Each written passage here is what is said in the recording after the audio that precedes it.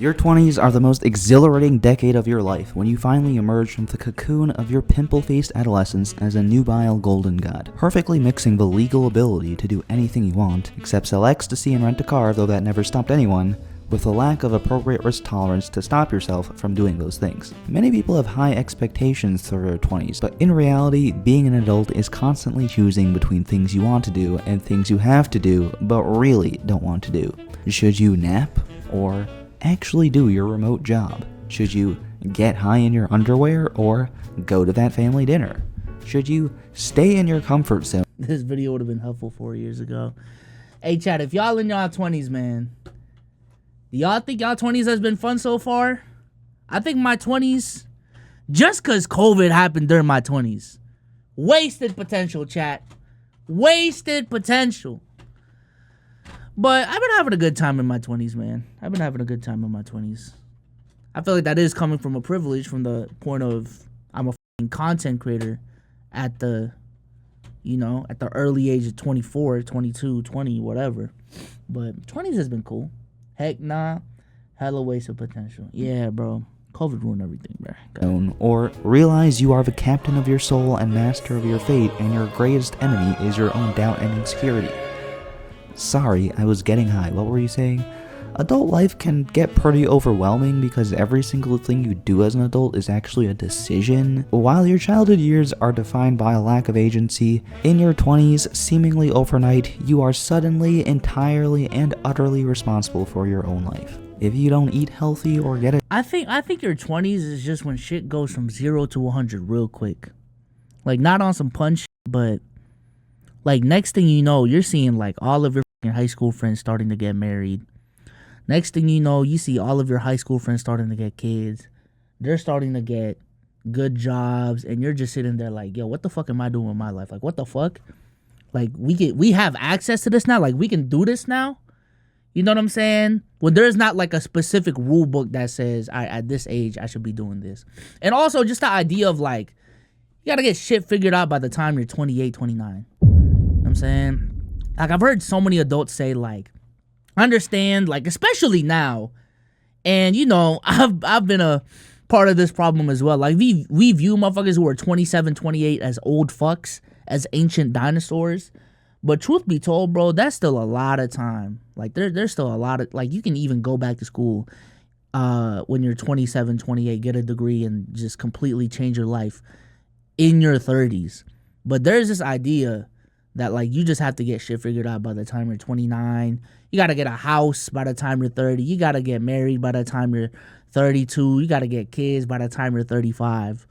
When, like, bro, everyone's journey's so different. You know what I'm saying? So, a job, if you have no friends, if you live or die, no one gives a single flying fuck.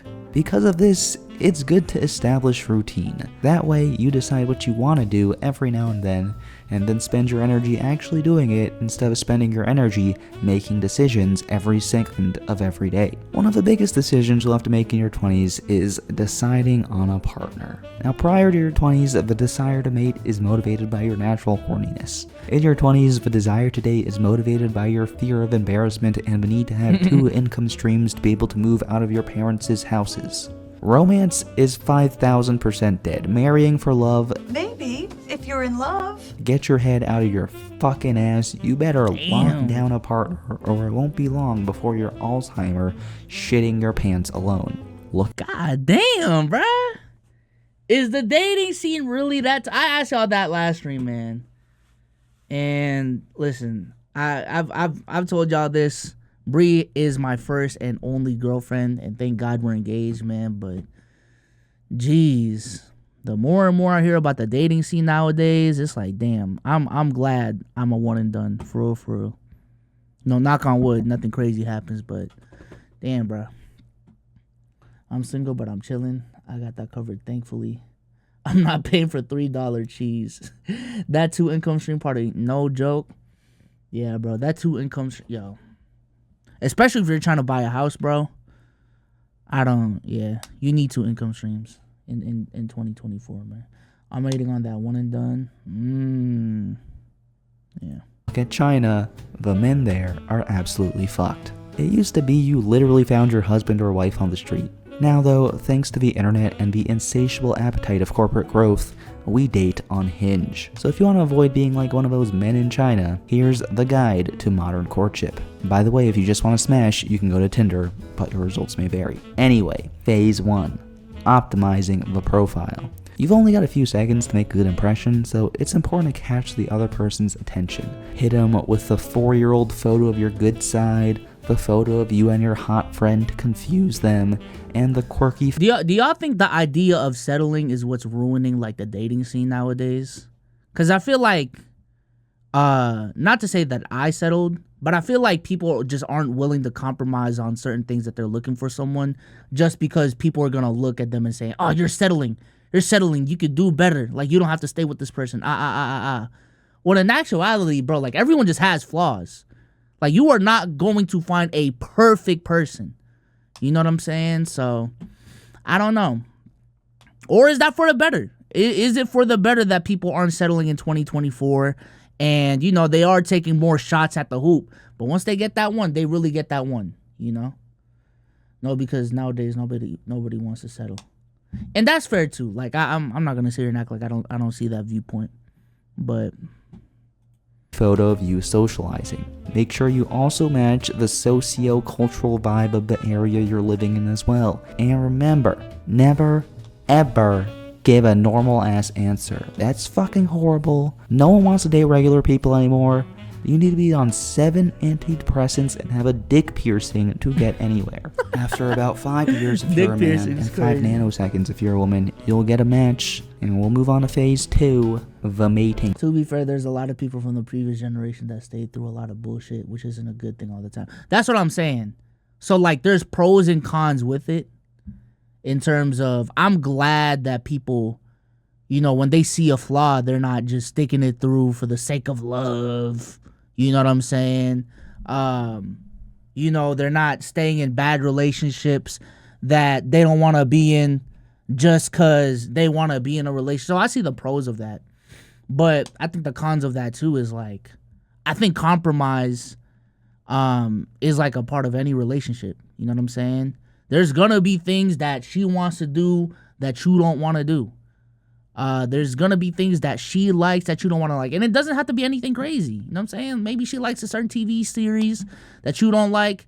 She gonna watch it all the time, and you're gonna have to compromise in terms of, hey, you just gonna, you know, are you gonna watch it with her or are you not? Like small shit like that, you know? She likes seafood, but you're allergic. Like, how the fuck are we gonna do this? All right, we're gonna go to Legal Seafoods. You gonna get your shrimp, and I'm gonna get my fish and chips. You know, so small shit like that. But I don't know. All I know is my relationship works for me. That's ultimately, chat. That's ultimately what it is, bro. Find what works for you. Find what works for you. Just know what your line is. Yeah, I think that's the main thing. Just know what your line is, man. Just know what your line is. But make your line reasonable, in my opinion. Don't make it unreasonable.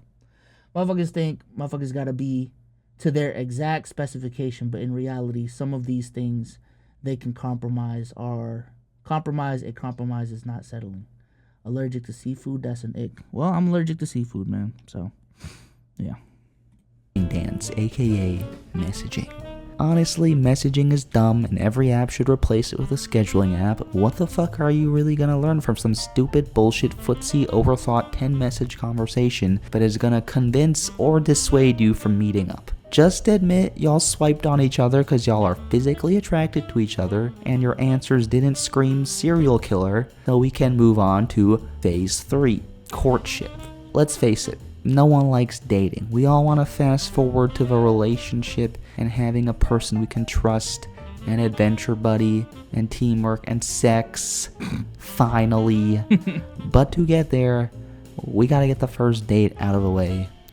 Or you go on Tinder, like I said. Some people worry a lot about dates and feeling like they need to impress the other person. But remember, however scared you might feel about the other person, you are also extremely hot and brilliant yourself. After all, dating is the trial version of marriage and testing to see if you guys are compatible. So truly be yourself. Maybe don't bring out every single one of your weird fetishes out on the first date, but there really is no point in pretending to be someone you're not unless you plan on keeping that charade up for the rest of your life. Assuming all goes well on the first and second and third dates, soon you'll find yourself in step 4, a relationship.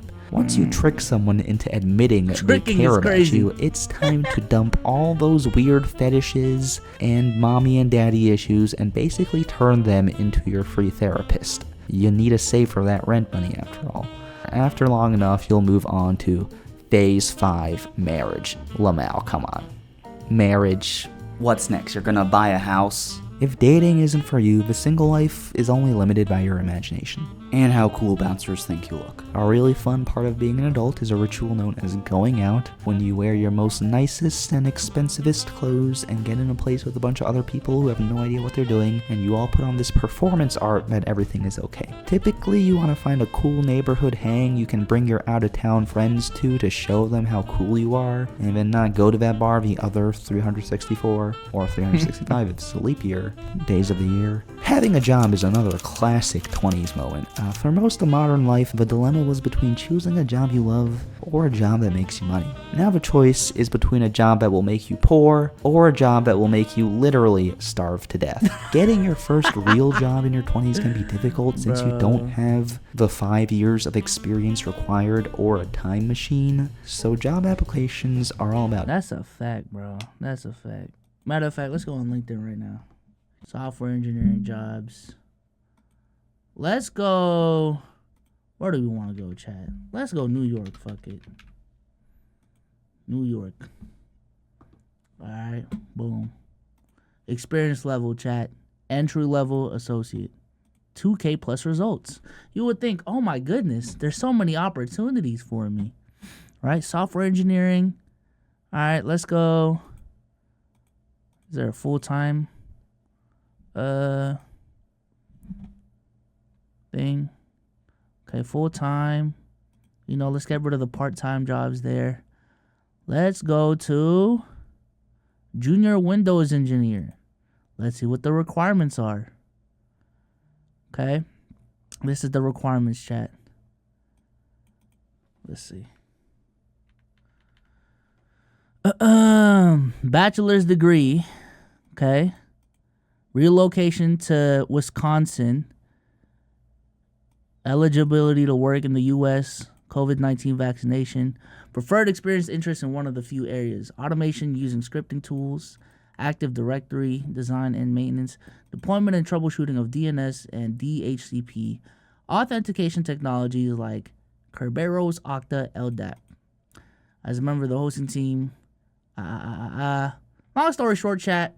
These shits right here, these are not shits that you just learn in college. Alright? These are shits that you just, oh, okay. I know what to do. Like, you may learn them for like a class or two, but not enough to just put on your resume. You know what I'm saying? So, let's look at another one. Let's look at another one, bro. Like, these requirements are just insane, bro. Look at this. This is entry level, by the way, according to LinkedIn. Expert in these languages, have built dynamic optimized data pipelines, experience with fine tuning. And hey, man, listen, you get paid the big bucks for a reason, but geez. 2 things: spray and pray and lying. Straight up just lie, defraud those businesses. The worst thing they can do is fire you, which is honestly pretty fucking lit. You know what's crazy? The crazy thing about job hunting now, chat, is people are lying on both sides of the fence. In my opinion. I think people are lying about the true qualifications that you need to get a certain job. And I also think people are lying on their resumes. I'm going to keep it a whole stack. Because I've heard from people who got like their jobs at Google, at Facebook or whatever, that like a lot of the job you learn through training. A lot of it you learn through training. And the day-to-day shit that you got to do isn't even like crazy taxing. Right?